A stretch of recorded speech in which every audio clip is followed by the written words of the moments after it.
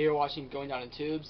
This is a video response to 1997 Ford Pro GT, his video on lawnmowers. Now, riding lawnmowers, I don't have much experience on. I've only had a Craftsman. Didn't use it that much. A little bit when I was like 12, and then it kind of died, and my dad never fixed it. Well, it didn't really die. It just had a small problem. My dad never got around to fix it. And my friend's John Deere, and that was a lot of fun because it had a PTO. I mean, no gears to shift. You just put your foot down and you go. That was a lot of fun. And I know you don't like John Deere, but I don't think he's had any problems with it anyways. So my department is push mowers. You know, either self-propelled or straight up push. Some of the best, some of the best straight up push mowers are MTD and Craftsman. Pretty much it. Yard machines, they make great lawnmowers.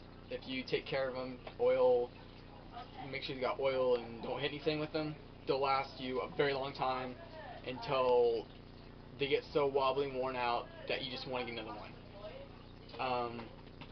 Craftsman makes good ones, good push mowers, and the great thing about Craftsman and yard machines is that you can get a 3-in-1 bag mulch side charge for very cheap, and they last you a long time.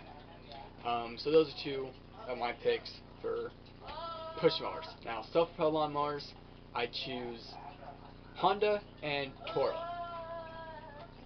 Toro, I love that push, personal pace feature.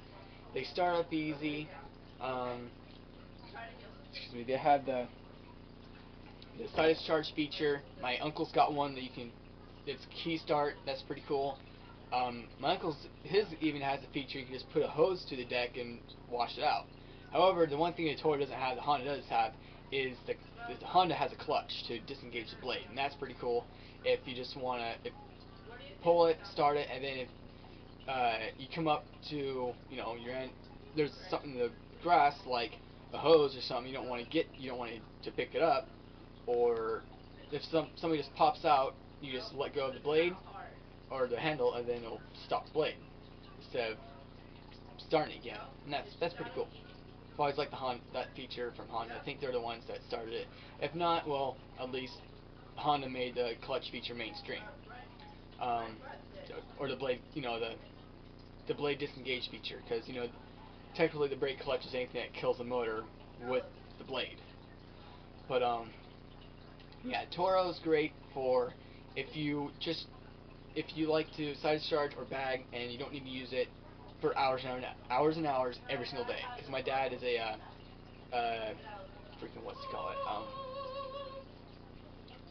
my dad is a Steven, shut up. A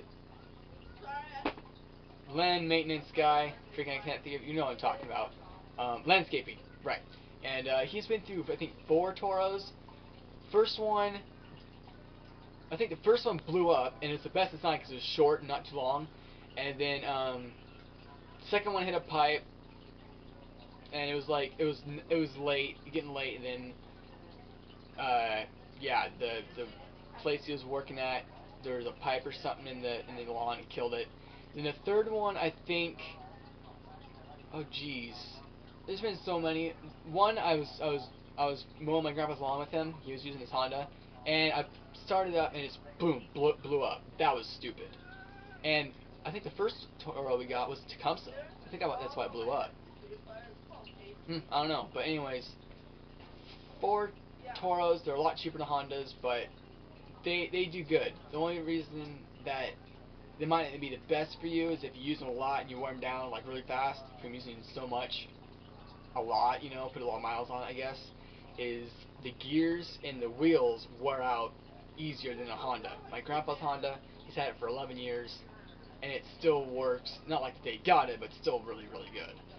And yeah, he's only had some routine maintenance done at Fisher, the people he takes down to work on it, and that's every once in every great while if something goes wrong with the clutch cable, or not the clutch cable, but the throttle cable, or not the throttle cable, but yeah, the clutch cable. That thing. No, the speed cable. That thing. Yeah. Anyways, yeah. Um. Now, what the Toro or the Honda is good for, if you gotta use it every day, if you're a landscaper and you use it for hours and hours every day, and you don't care about side discharge. Toro's for side discharge, and if you use it not for hours and hours every day. But Toro and Honda are both very good picks. If you look in Consumer Reports, yes, I know Brian, you know, Ford Probe guy, he doesn't like Consumer Reports, but in Consumer Reports they do rank Toro and Honda at the top. So just throw that in there. Now, anything else that's self-propelled, I don't know because I haven't really used it except for a couple Craftsmans. But okay, something I got to turn the page here. Oh wait, just gonna add one thing. I would want to use a Lawn Boy. So if anybody's used Lawn Boy, let me know how good those are. Now let's turn the page, because now I'm gonna talk about front-wheel drive and lawnmowers. People never buy lawnmowers with front-wheel drive. They are horrible because your weight, your handles in the back, your end is in the middle, not the front or the back, in the center. And yeah, I've had to use two before, and one was like rough terrain, it wasn't so bad, and one was in town, green grass, and a nice yard, and it would just not get grip. So never get front wheel drive lawnmower. It's not worth the money. It's not worth the time it takes to deal with it, because in the time it takes to mow the lawn with front wheel drive lawnmower, you could just save like 30, 50, 70 bucks and get a push mower, and it'll be a lot lighter and a lot easier to deal with. So yeah, that's what I thought on lawnmowers. Leave a comment, and yeah, you just went down the tubes.